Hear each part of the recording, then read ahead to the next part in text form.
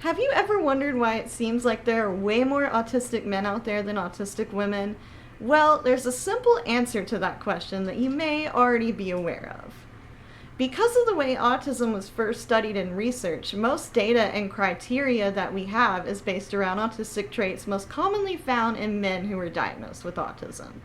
It can be a lot harder for undiagnosed women, particularly those seeking a diagnosis later in life, to be taken seriously by doctors and other healthcare professionals. My name is Z, and I was diagnosed with autism and ADHD nearly 2 years ago.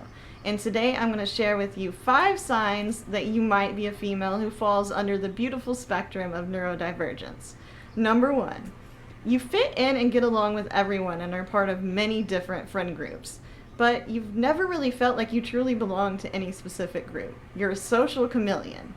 You might have countless acquaintances, but no real best friend or tight-knit friend group. Middle and high school were probably pretty lonely for you, and you probably cried more times than you'd like to admit over not getting invited to that friend's birthday party that you were sure they would invite you to.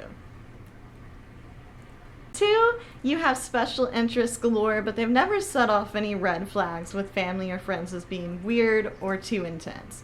Bonus points if music, boy bands, Taylor Swift, or maybe even Glee were some of your special interests as a teen or preteen.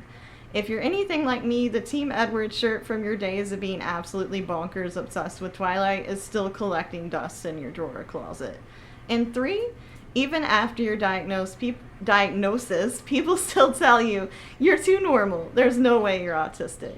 You're just wanting to be different and you're looking for attention. A lot of times people have a preconceived idea that real autism is only a little boy who is super good at math and loves trains. People mostly mean well and just haven't been educated. However, it is also good to remind people that no autistic human being is ever a carbon copy of someone else. Just like neurotypical people, we're all unique. And 4, from a young age, you may have known you were different, but just couldn't put your finger on the reason why. Shit. Maybe you even felt like a downright alien. Perhaps you even spent years defining those feelings that made you feel so different as shyness or social anxiety.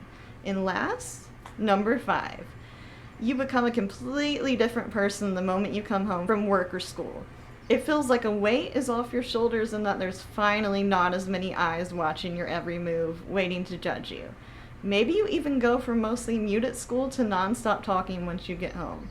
Perhaps you dance and sing as loudly and as silly as possible at home and are comfortable being a version of yourself that you would never be brave enough to be in public.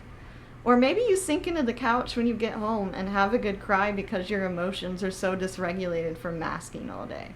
Thank you for watching this video. I hope it helps someone out there to feel less alone. Please remember that if you don't fit all or some of these 5 signs, that doesn't mean you're automatically not autistic.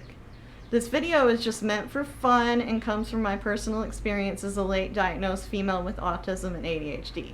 If you'd like more content like this in the future, press that like and subscribe button if you're on YouTube or tap that follow button if you're finding me on TikTok. Have a lovely rest of your day or evening wherever you are and stay weird.